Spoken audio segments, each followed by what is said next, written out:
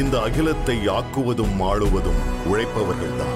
அகிலத்தை ஆளும் உழைப்பின் உறுதியை என்றும் வணங்கும் 550p கம்பிகள். டிஜோ ஜோஸ் ஆண்டனி இயக்கத்தில் நிவின் பாலி நடிப்பில் மலையாளி ஃப்ரம் இந்தியா திரைப்படம் இன்னைக்கு ரிலீஸ் ஆயிடுச்சு. இந்த திரைப்படம் வந்து மலையாளத்தில் மட்டும்தான், அதாவது அந்த லாங்குவேஜில் மட்டும்தான் ரிலீஸ் ஆயிருக்கு.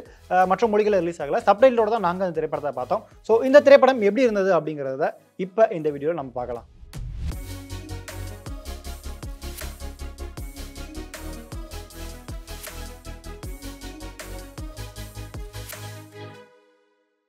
இந்த மலையாளி ஃப்ரம் இந்தியா திரைப்படத்தினுடைய கதை, அதாவது ஒன்லைன் ஷார்ட்டாக சொல்லணும் அப்படின்னா, கோபி அப்படின்றவர் பாகிஸ்தானில் இருக்கார். அதாவது கேரளாவை சேர்ந்த, இந்தியாவை சேர்ந்த ஒருத்தர். அவர் வந்து பாகிஸ்தானில் ஒரு குடும்பத்தை தேடி அங்கே ட்ராவல் பண்ணிட்டு இருக்காரு. ஸோ கோபி யார், கோபி எதுக்கு பாகிஸ்தானில் அங்கே ஒரு குடும்பத்தை தேடிட்டு இருக்காரு, இதெல்லாம் தான் இந்த படத்தினுடைய மீதி கதை. நிவின் பாலி தான் இந்த திரைப்படத்தில் கோபி அப்படின்ற கதாபாத்திரத்தில் அதகலம் பண்ணியிருக்காரு. இந்த படத்தினுடைய ஆரம்பத்தில் அந்த வெயிட்லாம் ஏற்றி, அதாவது உடம்பு வெயிட் பார்க்கும்போது கொஞ்சம் கூட தான் இருக்குது. ஆனால் அந்த படம் முடிய போகிறப்ப அந்த கதைக்கு ஏற்ற மாதிரி லைட்டாக கொஞ்சம் உடம்பு குறைச்சிருக்காரு. அதை நம்ம ஃப்ரேம்லையும் பார்க்க முடியுது.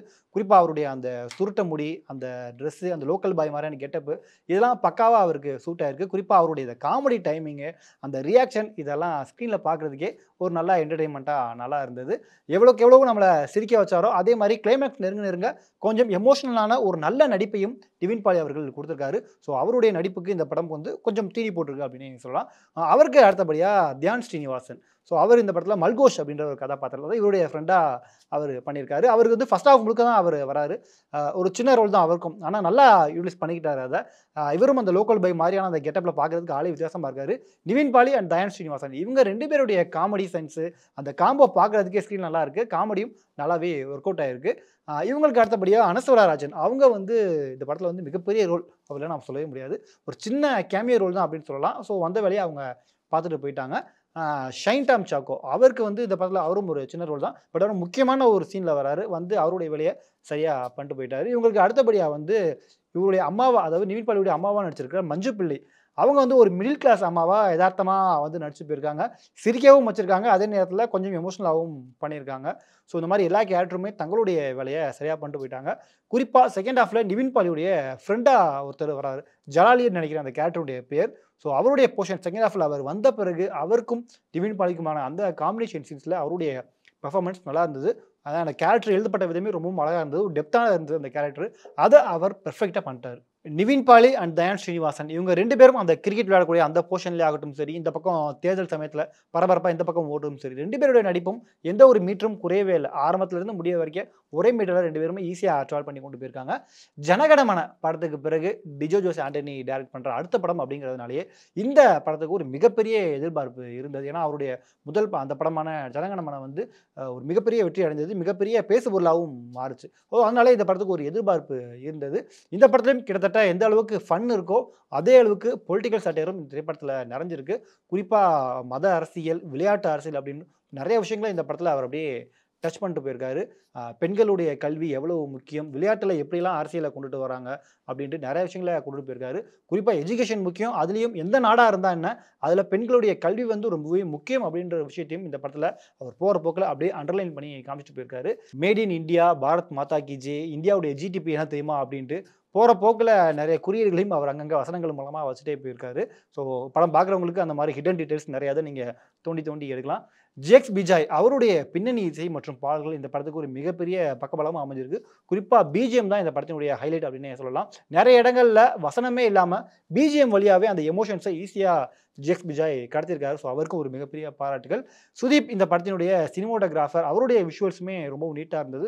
குறிப்பாக சில ஃப்ரேம்ஸ்லாம் பார்க்குறதுக்கே ரொம்ப எமோஷனலாக இருந்தது. படத்தினுடைய திரைக்கதை முதல் பாதியில் காமெடி, அரசியல், இந்த பொலிட்டிக்கல் சட்டையர் இப்படிலாம் கொண்டுட்டு போனாங்க. கொஞ்சம் தியேட்டரில் சிரிப்பு சத்தம் இருந்தாலும் கொஞ்சம் ஸ்லோவாக தான் நகர்ந்தது. ஃபர்ஸ்ட் ஹாஃப் நம்ம கொஞ்சம் ஒரு ஆவரேஜாக இருந்தது அப்படின்னே சொல்லலாம். பட் செகண்ட் ஹாஃபில் அந்த ஒரு சிரிப்பு சத்தம் கூட தியேட்டரில் கொஞ்சம் கொஞ்சமாக குறைய ஆரம்பிச்சது. செகண்ட் ஹாஃப் வந்து ஃபர்ஸ்ட் ஹாஃபை விட கொஞ்சம் ரொம்பவே ஸ்லோவாக தான் போச்சு. ஏன்னா நிறைய காட்சிகளை நம்ம ஈஸியாக கெஸ் பண்ண முடிஞ்சது. இந்த படத்துக்கு கொஞ்சம் ட்ராபேக்காகவும் அமைஞ்சது. அதே மாதிரி கிளைமேக்ஸ் நெருங்க ஒரு எமோஷனல் இந்த மாதிரி விஷயங்கள்லாம் சொல்ல ட்ரை பண்ணியிருக்காங்க. அந்த எமோஷனல் சென்டிமெண்ட் எல்லாம் நல்லாவே ஒர்க் அவுட் ஆயிருக்கு. பட் ஆனா அத இன்னும் கொஞ்சம் ஃபோர்ஸ் பண்ணி வச்ச மாரி தோணுது பார்வையாளர்களுக்கு.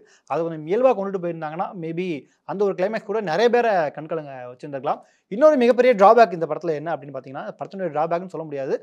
பார்வையாளர்களுக்கு வேணா அது டிராபேக்கா இருக்கலாம். ஏன்னா இந்த படத்துல செகண்ட் ஹால்ஃப் கிட்டத்தட்ட நெருங்க அந்த படத்தினுடைய திரைக்கதை வந்து நமக்கு ஆடுஜீவிதம், அதாவது கோட் லைஃப் படத்த அப்படியே ஞாபகப்படுத்துது. கிட்டத்தட்ட அதே மாதிரியான ஒரு திரைக்கதை போறதுனால, படம் பார்க்குற எல்லாருக்குமே ஆட்டோமேட்டிக்கா படம் வந்து கோட் லைஃப் பக்கம் போயிருது. அடுத்தடுத்து இதான் நடக்க போகுது. இதான் நம்ம அதிலேயே பார்த்துட்டோமே, திரும்ப இந்த படத்துல என்ன காட்டுறாங்க அப்படின்ற மாரி. அதாவது நீங்க கோட் லைஃப் படத்தினுடைய இன்னொரு வெர்ஷனா கூட நீங்க இந்த படத்துல வரக்கூடிய அந்த காட்சி அமைப்புகள நீங்க எடுத்துக்கலாம். ஸோ அது வந்து கொஞ்சம் டிசப்பாயின்ட்மென்ட்டா பாதி பேருக்கு இருந்தது. பட் அது படக்குழுவோட மிஸ்டேக் கிடையாது. நம்ம எல்லாருமே கோட் லைஃப் பார்த்ததுனால டக்குனு அந்த ஒரு சீன்ஸ் நமக்கு மைண்ட்ல ஆட்டோமேட்டிக்கா வர ஆரம்பிக்குது. படத்துல சில ஃப்ரேம்ஸ் பார்க்கவே கொஞ்சம் எமோஷனலா இருந்தது. அது என்ன அப்படின்னு பார்த்தீங்கன்னா, இந்த மத ரீதியான பிரச்சனைகள்லாம் நடந்துட்டு இருக்கு. அந்த ஊருக்குள்ள நடந்துட்டு இருக்கும்போது, ஒரு சாமியார், அதாவது அந்த ஊர்ல பாரம்பரிய முறைப்படி நடனமாடி வாக்கு சொல்லக்கூடிய ஒரு சாமியார் வந்து வாக்கு சொல்லிட்டு இருக்கும்போது, அங்க வரக்கூடிய ஒரு இஸ்லாமிய பெண்ண பார்த்து, அதாவது நம்ம மத பிரச்சனைகள் நடந்துட்டு இருக்கும்போது அந்த பெண்ண பார்த்து, "நீ யாரு? நீ உனக்கு எனக்கு என்ன இது பிரச்சனைலாம் கிடையாது" அப்படின்ட்டு அவங்க வீட்டு படியேறி அந்த சாமியார் வந்து அந்த இஸ்லாமிய பெண்ண ஆசீர்வாதம் பண்ணும்போது, இந்த பெண் கலங்குறது, இந்த காட்சிகள் வந்து தியேட்டர்ல எல்லாருக்குமே ஒரு நிமிஷம் அப்படியே கூஸ் பம்ப்ஸா எமோஷனலான ஒரு காட்சியா இருந்தது. அதே மாதிரி விளையாட்டுல வரக்கூடிய அந்த ஒரு அரசியல், அதாவது பாகிஸ்தான் வந்து ஜெயிச்சிட்டாங்க அப்படின்னா, அத இந்தியால இருக்கக்கூடியவங்க கொண்டாடுனாங்க அப்படின்னா, உடனே "நீ எதுக்கு பாகிஸ்தான் ஜெயிச்சதுக்கு இங்கே வெடி வெடிச்சு கொண்டாடுற? நீ என்ன தேச துரோகியா? நீ வந்து பாகிஸ்தானுக்கே கிளம்பு" அப்படின்ற மாதிரியான வார்த்தைகளை பயன்படுத்தி நிறைய பேர் காயப்படுத்தி நம்ம பார்த்துட்டு பார்த்தீங்கன்னா, அதையும் இந்த விஷயத்துல பதிவு பண்ணியிருக்காங்க. குறிப்பா குழந்தைகள் வெடி வெடிச்சா கூட போலீஸ் ஸ்டேஷன்ல கூப்பிட்டு வச்சு, "நீ எதுக்கு பாகிஸ்தான் ஜெயிச்சதுக்கு வெடி வெடிச்ச?" அப்படின்னு கேள்வி கேட்கறது. அதுக்கு பதிலா ஒரு ஹிந்து பையன் வந்து, "நான் தான் வெடி கொடுத்தேன், இவன் தெரியாம வெடிச்சிட்டான்" அப்படின்னு சொல்றது அப்படின்ட்டு நிறைய விஷயங்கள கன்வே பண்ணியிருக்காரு. அதாவது இந்த மதம் ரீதியான இந்த மாதிரி அரசியலை வந்து அடுத்த தலைமுறையிலான குழந்தைகளுக்கு நீங்க எதுக்கு கடத்துறீங்க அப்படின்ற ஒரு கேள்வியும் இந்த இடத்துல இயக்குனர் அவர்கள் கேட்டிருக்காரு. இன்னொரு ஃப்ரேமும் பார்க்க நல்லா இருந்தது. அதாவது பாகிஸ்தான்ல வந்து இருக்கக்கூடிய ஒரு இளைஞருடைய வீட்ல, அதாவது அந்த இளைஞருக்கு வந்து கிரிக்கெட்ல போகணும், கிரிக்கெட்ல ஒரு நல்ல பேட்ஸ்மேன் ஆகும் அப்படின்ற ஆசை. அவருடைய வீட்ல வந்து சச்சின் டெண்டுல்கருடைய புகைப்படங்கள் 2, 3 இருந்தது.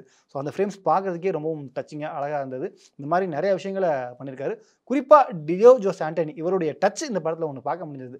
அதாவது என்ன அப்படின்னு பார்த்தீங்கன்னா, இந்தியா, பாகிஸ்தான், ஹிந்து, முஸ்லீம் இந்த மாதிரி பிரிஞ்சிருக்கிற விஷயங்கள வந்து எளியும் புனியுமா காட்சிப்படுத்தியிருப்பாரு. அதான் அந்த டைரக்டருடைய டச் அப்படின்னு சொல்லலாம். ஏன்னா ஃபர்ஸ்ட் ஹாஃப் முழுக்க எலியா இந்த பக்கம் நிவின் பாலியும், செகண்ட் ஹாஃப் முழுக்க பூனையா அந்த ஜலால் அப்படின்றவரையும் காட்சிப்படுத்தியிருப்பாரு. கிட்டத்தட்ட அது படம் பார்த்தவங்களுக்கு அது தெரியும். அது நல்லாவே கனெக்ட் பண்ணிக்க முடிஞ்சது பார்க்கறதுக்கு. இன்னொன்னு இந்த படம் வந்து சில காட்சிகள வந்து கோவிட் சமயத்துல தான் திரைக்கதையில காட்சிப்படுத்தியிருக்காங்க. ஸோ அந்த கோவிட் வரும்போது மனிதர்கள் எந்த அளவுக்கு சுயநலமா தன்னை காப்பாத்திக்கிறதுக்காக இருந்தாங்க அப்படின்ற சில விஷயங்கள போற போக்குல அப்படியே எமோஷனலா டச் பண்ணிட்டு போயிருக்காரு. மொத்தத்துல இந்த மலையாளி ஃப்ரம் இந்தியா திரைப்படம் எப்படி இருக்கு அப்படின்னு கேட்டீங்கன்னா, இன்னைக்கு சூழல்ல சமூகத்துக்கு தேவையான ஒரு மெசேஜ அழகா கன்வே பண்ண இந்த படம் மூலமா ட்ரை பண்ணியிருக்காங்க. ஆனா அத டைரக்ட்டா சொல்லாம எங்கெங்கேயோ போய் சுத்தி வளைச்சு, கதைய எங்கெங்கேயோ டிராவல் பண்ணி கொண்டுட்டு போய் சொன்னது தான் இந்த படத்துக்கு கொஞ்சம் செயற்கையா அது அமைஞ்சிருக்கு. ஸ்க்ரீன் பிளேல இன்னும் கொஞ்சம் கவனம் செலுத்திருக்கலாம். அதனால நீங்க வந்து ரொம்ப மோசமான படம் அப்படிலாம் நினைச்சிடாதீங்க. ஒரு டீசென்ட்டான ஒரு ஆவரேஜான மூவி. ஜனகன மனப்படம் மாதிரியே இந்த படமும் இருக்கும் அப்படின்னு ஒரு பெரிய எதிர்பார்ப்போட வந்தீங்க அப்படின்னா, இந்த படம் உங்களை கொஞ்சம் டிசப்பாயிண்ட் பண்றதுக்கு வாய்ப்பு இருக்கு. ஸோ அதனால ரொம்ப பெரிய அளவுல எக்ஸ்பெக்டேஷன்லாம் எதுவுமே இல்லாம, சும்மா நார்மலா ஒரு படம் பார்க்குறோம் அப்படின்னு போய் பார்த்தீங்க அப்படின்னா, இந்த படம் உங்களை பெரிய அளவுல டிசப்பாயின்ட்மென்ட் பண்ணாது. ஒரு ஆவரேஜான மூவி பார்த்தோம் அப்படின்ற ஒரு சாட்டிஸ்ஃபேக்ஷன் உங்களுக்கு கொண்டுட்டு வரலாம். மத்தபடி நிவின் பாலி அவர்களுக்கு இந்த படம் கம்பேக்கா அப்படின்னு கேட்டீங்க அப்படின்னா, கண்டிப்பா நோ. இந்த அகிலத்தை ஆக்குவதும் ஆளுவதும் உழைப்பவர்கள்தான்.